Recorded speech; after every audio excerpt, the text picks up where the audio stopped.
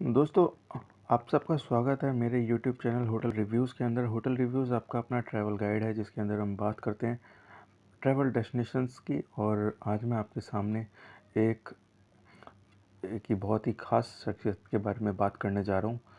बाबा हरभजन सिंह, इनके बारे में एक बहुत ही फेमस बात है कि ये ऐसे भारतीय सैनिक थे जिनकी शहादत के लगभग 50-60 साल हो गए हैं, फिर भी उन 50-60 साल बाद भी इनकी आत्मा आज भी भारतीय सेना की रक्षा करती है और भारत चीन सीमा पर इनकी ड्यूटी देती है इनकी आत्मा। और आर्मी का विश्वास इनके अंदर इतना है कि आर्मी आज भी इनकी पूजा करती है। तो इस वीडियो में हम जानेंगे बाबा हरभजन मान की स्टोरी, और बाबा हरभजन सिंह कैसे इतने डेडिकेटेड थे अपनी ड्यूटी के अंदर, क्यों आर्मी इनकी पूजा करती है, सब मैं इस वीडियो में आपको बताऊंगा। अगर चैनल पे नए हैं तो लाइक करें और बेल आइकन को ज़रूर दबाएं ताकि आने वाली वीडियोस के नोटिफिकेशन आपके सामने मिलते रहें। तो बात करते हैं बाबा हरभजन सिंह।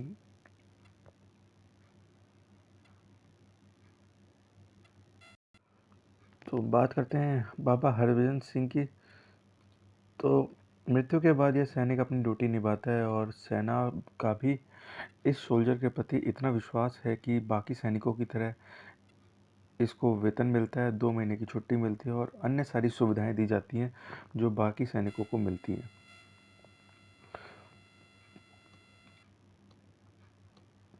देवी देवताओं के मंदिर में तो बहुत सारे आपने देखे होंगे, लेकिन कभी आपने किसी सैनिक का मंदिर देखा है?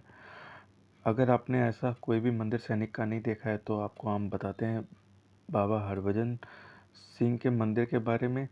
और इस शहीद सैनिक के मंदिर को लोग इतना मानते हैं कि दूर दूर से यहाँ शीश नवाने आते हैं। कहा जाता है इस भारतीय सैनिक की मृत्यु के बाद भी इस सैनिक ने अपनी ड्यूटी को नहीं छोड़ा है और ना ही उसने अपनी नौकरी छोड़ी है। वह भली भांति अपने रोज़ की तरह अपनी ड्यूटी को, अपने कर्तव्य को निभाते हैं। और सुनने में बड़ा अजीब लग रहा होगा, लेकिन ये सच है। जानते हैं इस सैनिक की कहानी क्या है?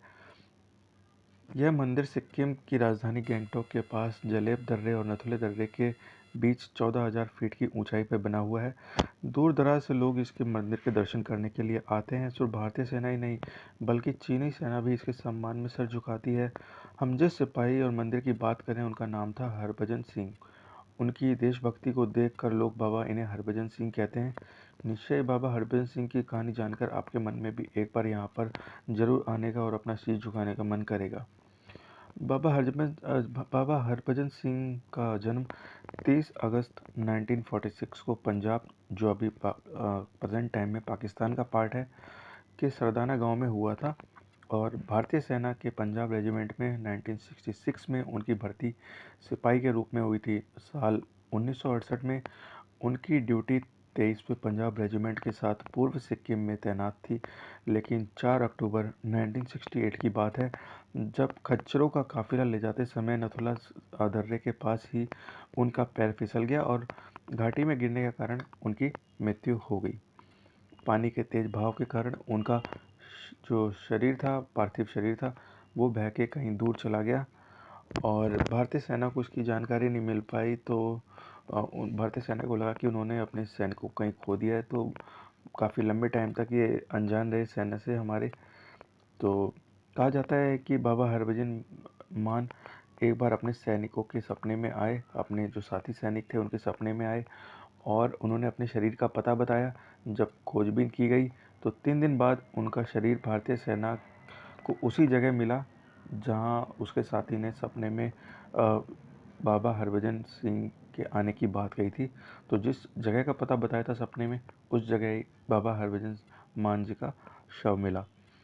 तो कहा जाता है उन्होंने अपने सपने में एक समाधि बनाने की इच्छा जाहिर की थी, जिसके बाद 14,000 फीट की ऊंचाई पर जलेब दर्रे और नथला दर्रे के बीच में उनकी समाधि बना दी गई और उसी समाधि पर यह मंदिर बनाया गया। और सेना पूरा सम्मान देती है, सारी सुविधाएं देती है।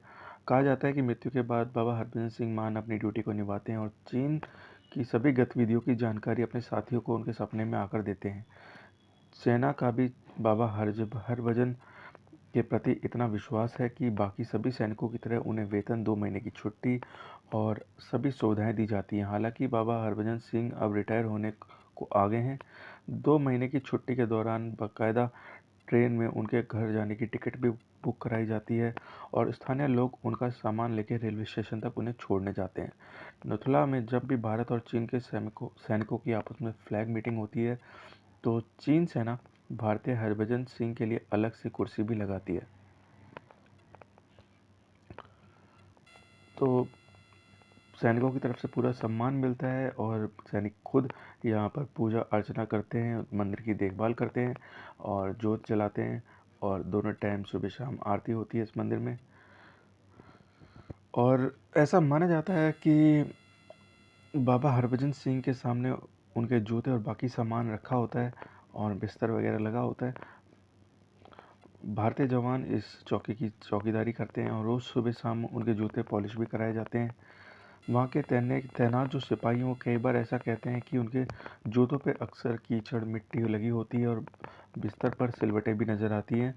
और भारतीय सेना का ऐसा मानना है कि बाबा हरभजन मान आज भी वहाँ पर सूक्ष्म रूप से उपस्थित हैं और वो देश की सरहद की रक्षा करते हैं।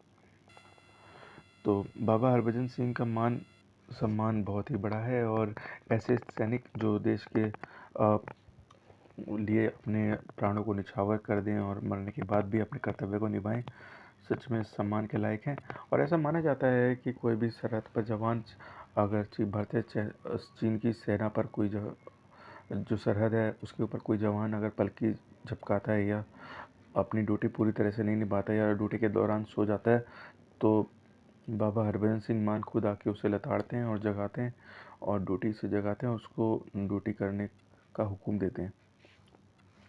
तो अगर आप भी यहाँ पर आना चाहते हैं और यहाँ पर बाबा हरभजन मान के मंदिर में आके अपना शीश नवाना चाहते हैं, तो बता दूं इनको शहीद हुए लगभग 50 से ज़्यादा साल हो चुके हैं और ऐसा माना जाता है कि अगर आप आएँ यहाँ तो इसके लिए आपको आना होगा गैंगटॉक, जो सिक्किम की राजधानी गैंगटॉक है, वहाँ से लगभग 60 किलोमीटर की दूरी पर है। क्योंकि ये एक संरक्षित यानी डिफेंस एरिया है, तो आने से पहले लगभग 48 घंटे पहले आपको यहाँ पे गवर्नमेंट की डिफेंस की परमिशन लेनी होगी। इसके लिए आपके पास 2 पासपोर्ट, आईडी प्रूफ होना चाहिए और एक फ़ोटो आईडी प्रूफ होना चाहिए, जहाँ पर आके आप अप्लाई कर सकते हैं गैंगटॉक से और परमिशन ले सकते हैं। अगर आप अस्वस्थ हैं या फिर आप दिल के मरीज़ हैं, तो आपको यहाँ पर थोड़ी बहुत परेशानी हो सकती है, क्योंकि ये ऐसा एरिया बहुत ऊंचाई पर है, यहाँ पर ऑक्सीजन की कमी होती है। तो अपना स्वास्थ्य जांच करा के यहाँ पर आएँ, डॉक्टर की सलाह लेकर आएँ। तो यहाँ पर आके आप बाबा जी के दर्शन कर सकते हैं और सैनिक किस तरह यहाँ पर देश की रक्षा के लिए अपने आप को निछावर कर देते हैं, उनकी ड्यूटी किस तरह से होती है, ये सब जान सकते हैं। अगर आप भी देश के सैनिकों को लाइक करते हैं और भारतीय तिरंगे का सम्मान करते हैं, तो भारतीय तिरंगे के लिए एक लाइक तो बनता है और चैनल को सब्सक्राइब भी करें, ताकि आने वाली ऐसी वीडियो के लिए मैं आपके लिए तरह तरह की जानकारियाँ इकट्ठा करूँ और मनोरंजक ऐसी कहानियाँ लाऊँ और आपके लिए देश प्रेम जगाऊँ। तो अंत में यही कहना है, देश हमारा जैसा भी है, पर इसके झंडे के लिए हम सब कुछ कर सकते हैं और इस देश को हमें बेहतर बनाना होगा। बेहतर अपने आप नहीं होगा देश, हम सब मिलके अपने देश को बेहतर बनाएंगे। इसके साथ मैं आपके लिए नेक्स्ट वीडियो में नई वीडियो लेके आऊँगा, नई जानकारी लेके आऊँगा। और आपको चैनल अच्छा लगा हो तो लाइक करें, शेयर करें, सब्सक्राइब करें और कमेंट करें। Thank you.